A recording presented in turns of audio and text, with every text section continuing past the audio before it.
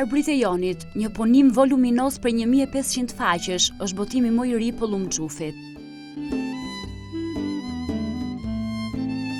Studiuesi i mesjetës shqiptare, mbasi ka shqyrtuar arkiva të panjohura të Venedikut, sjell historinë e shekujve 15, 16 e 17 në zonën Vlorë Prevez, duke përfshirë Labërin, Himarën, Delvinën, Sarandën, Gjirokastrën e Çamërinë.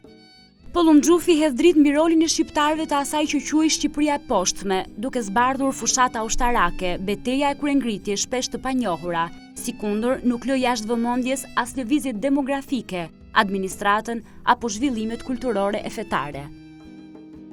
Pra është një zonë gjeografike e cila paraqet një unitet etnik në mesjet, se bëm pjesë në habitatin shqiptar të banuar nga shqiptarët, është një unitet gjithashtu politik dhe administrativ për një kohë të gjatë, për gati gjysmë shekulli, sepse bënte pjesë në Sanxhakun e Vlorës, pra Vlora e kishte jurisdiksion e saj deri poshtë në Prevez.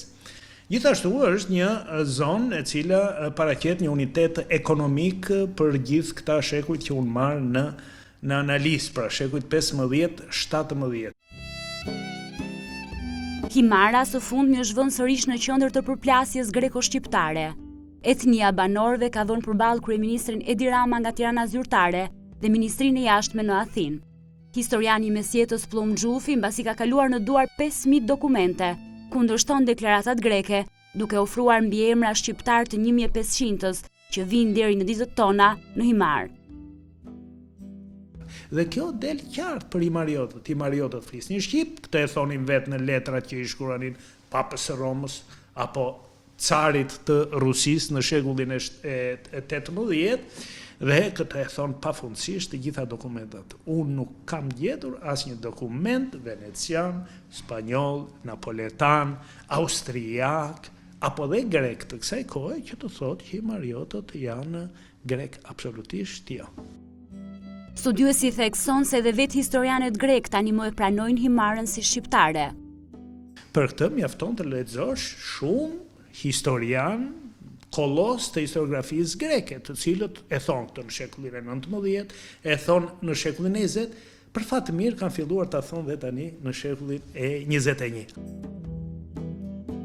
Nuk është vetëm pretendimi mbi Himarën që përgënjeshtrohet nga studimi i Xhufit. Një personazh mjaft interesant i mesjetës ka qenë Dionis filozofi. E ndërsa historiografia greke cilëson Helen, Xhufi dëshmon të kundërtën.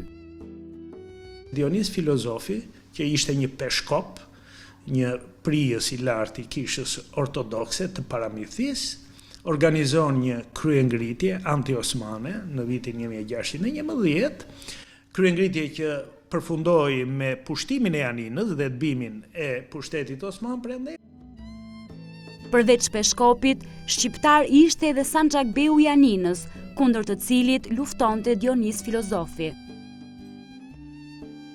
Mua më del në këto dokumentat veneciane të panjohura, që vetë Dionis ishte shqiptar, që rreth 1000 deri në 2000 pjesëtar të kryengritjes së tij ishin banor shqiptar, kështu cilësohen albanezi, të rreth 70 fshatrave të zonës së Paramithisë.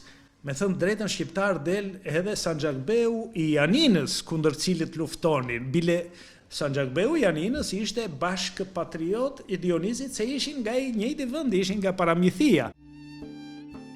Një tjetër çështje për cilën studiuesi i mesjetës hedh dritë është kisha e Shën Thanasit në Dërmi. Në gusht të vitit të kaluar, një debat i gjerë ndoqi shembjen e saj, një debat që shkoi deri thellë në histori. Ajo është fruti një periudhe historike, fundi i shekullit 16 deri në fillimi i shekullit 18, kur Vatikani, Selia e Shenjtë, dërgoi në Shqipëri disa klerik, murgj ortodoks të urdhrit bazilian, kështu quhen ata, të cilët janë të ritit ortodoks, por që njohin varësinë nga Papa i Romës, jo nga Patriku i Konstantinopolës. Këta ishin kryesisht arbëresht, kjo vazhdoi gati 2 shekuj, kjo histori, dhe Kjo kish për cilin ju thoni është kisha ku ka vepruar një nga këta murgjit bazilian, i cili vdiq nga Murtaja në mes të shekullit të 17 dhe u varos pikërisht e kjo kish ku ai meshonte, ku ai në dërmi. Por këto kisha nuk do ta kishin të gjatë. Përplasja mes papatit në Vatikan dhe patriarkanës në Konstantinopol, 2 shekuj më vonë do të nxirrte një tjetër të fituar, përmes atij që njihet sot si Shën Kozmai i Etolit. Pati një kundër ofensiv të patrikanës Stambollit, e mbështetur fuqishëm dhe nga pushteti Osman, një nga këto masat që mori patrikana që edhe dërgimi i Kozma Etolit, i ashtu quajturi Shën Kozma, i cili pikërisht në Imar në vitin 1777 erdhi dhe për të ndërtuar një shkollë greke, ai prishi kishën.